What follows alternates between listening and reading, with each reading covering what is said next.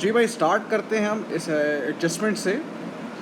पहली एडजस्टमेंट वो क्या कह रहा है, द 15,000 सेकेंड जो है salary paid to Sue had been posted to the wages and salary account not to her drawing account. यार ये ज़बरदस्त एडजस्टमेंट है और ये इसमें इसका मतलब है कंटेंट में आएगी। क्या रहा है कि जो वेजेस पार्टनर, पहली बात है जो पार्टनर्स को जो भी चीज़ें जाती हैं वो एप्रोप्रिएशन में जाती है, वो इनकम स्टेटमेंट में नहीं जाती है। तो आपने गलती से पहली बात है वहाँ डाल दी। तो सबसे पहली चीज़ आप वहाँ पे क्या करेंगे, जो भी वेजेस हैं, वेजेस हमारे पास कितनी लिखी हुई है यहाँ पे, वेजेस हमारे पास लिखी हुई है 69530। उसमें से मैं ये काट दूंगा कितनी, 15,000। और ये मैं क्यों काटूंगा, क्योंकि 54,530, क्योंकि भाई ये पार्टनर से रिलेट करता है। अच्छा, अब इसकी जो दूसरी एडजस्टमेंट होगी ना वो करंट अकाउंट में होगी। जब मैं एप्रोप्रिएशन बना रहा हूँ ना, मैं इसमें कर दूंगा मैं, क्योंकि वो हम पूरा बनाएंगे। देखिए अब वो कह रहा है, थर्ड कह रहा है building work consist of extension of building. बेटा ये कैपिटल एक्सपेंडिचर है। कैपिटल एक्सपेंडिचर वो होता है जो बिजनेस की कॉस्ट, एसेट की कॉस्ट में ऐड हो जाता है और रिपेयर्स चले भाई। बिल्डिंग वर्क है कितने का, ज़रा ऊपर देख लें आप।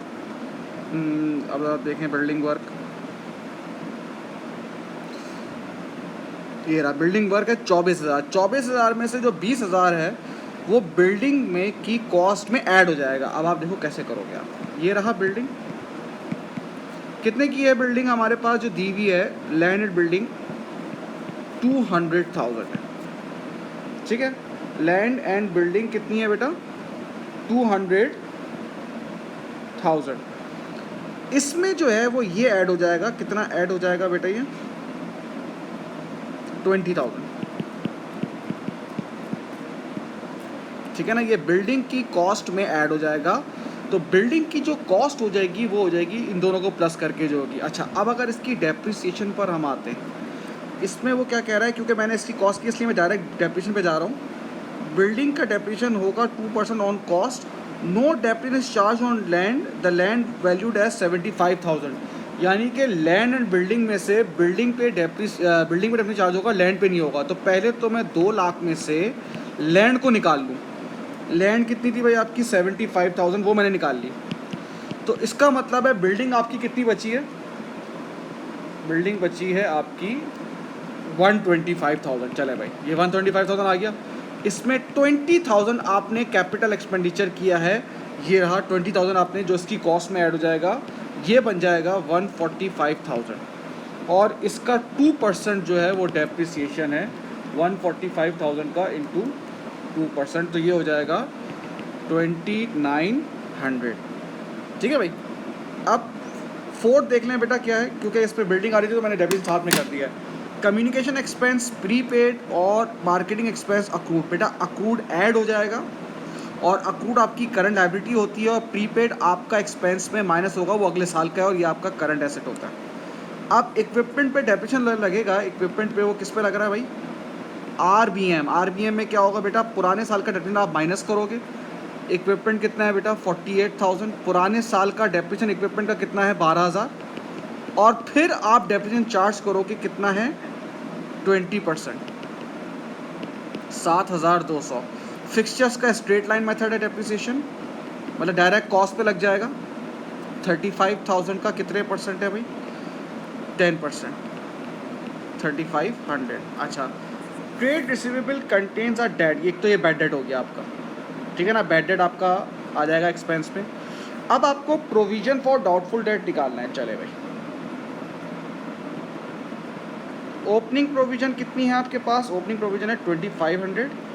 क्लोजिंग प्रोविजन में डेटर में से मैं पहले बैड डेट माइनस करूंगा, क्योंकि बैड डेट एडिशन इन्फॉर्मेशन लिखी और फिर प्रोविजन लूंगा, तो ये आ रही है 3,300। अब आप मुझे बताओ 2,500 में से 3,300 चली गई, जाहिर सी बात है इंक्रीज़ हुई है कितने से, 800 से।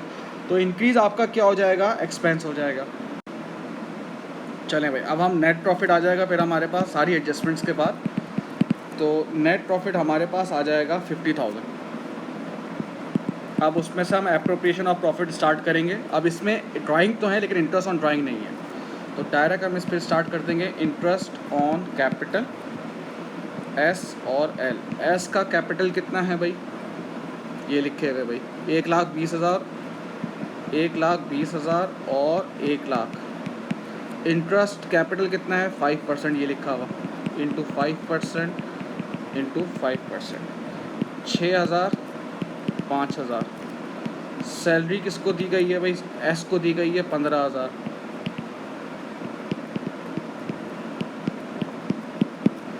ठीक है भाई, और कोई नहीं है तो इसका मतलब है आपके पास 24,000 बढ़ गया। ये 24,000 आप पार्टनर आपस में बांट लेंगे, एस और एल। किस रेशो में, ये रहा 3:5, इसका 3:5, 2:5, 14400 9600। अब इसी का करंट अकाउंट बन जाएगा। करंट अकाउंट जब बढ़ता है वो क्रेडिट होता है, जब कम होगा तो डेबिट होगा, एस और एल। पहले तो भाई इसके ओपनिंग बैलेंस हम पोस्ट कर लेते हैं। ठीक है भाई, एस का जो ओपनिंग बैलेंस है वो क्रेडिट साइड पे लिखा हुआ है, वो पॉजिटिव है, और एल का जो है वो डेबिट पे लिखा हुआ है, नेगेटिव है। इसका मतलब है एल ने ज़्यादा विड्रॉ कर लिया है, एल का ऊपर चढ़ा हुआ है, मतलब उसको वापस करना होगा। खैर वो एडजस्ट हो जाता है। फिर इंटरेस्ट ऑन कैपिटल ऊपर से उठा के 6,000 5,000, सैलरी 15,000। ये सैलरी आपने यहाँ से उठाई है, पार्टनर की सैलरी 15,000। ठीक है भाई। Share of profit 14400 9600। अब ज़रा देख लें एक चीज़ में अच्छी है, ड्राइंग देख लें, दी भी आपको 20,000 और ये 14,000, ये नॉर्मल ड्राइंग है। अब इसने एक सैलरी की भी ड्राइंग की है। ये जो ड्राइंग है ना, ये डी और एस कर दिया मैंने, ये सैलरी की ड्राइंग है, ये है 15,000। अब इसमें बच्चा एक सवाल पूछता है हमसे कि सर ये क्या बात हो गई, सैलरी आप यहाँ भी पोस्ट कर रहे हो और यहाँ भी पोस्ट कर रहे हैं। यार मुझे एक बात बताओ, अगर मेरी पूरे साल की सैलरी 15,000 है, सही है सर 15,000 है, अगर मैं वो साल के बीच में निकाल लेता हूँ तो वो आपकी ड्राइंग भी तो होगी ना यार, जो आपने साल के बीच में निकाल ली। साल के बीच में जो चीज़ें निकालता है ओनर, वो उसको ड्राइंग कहलाएगा। बात समझ में आई? तो ये भी आपकी ड्राइंग होगी क्योंकि आपने पहले से पैसे निकाल लिए। ठीक है, अब आप इस तरह से करेंगे तो इसका तो पॉजिटिव आ जाएगा और इसका नेगेटिव आ जाएगा, एल का। ये आप कैलकुलेशन करके देख लीजिएगा तो ये आ जाएगा। ठीक है भाई।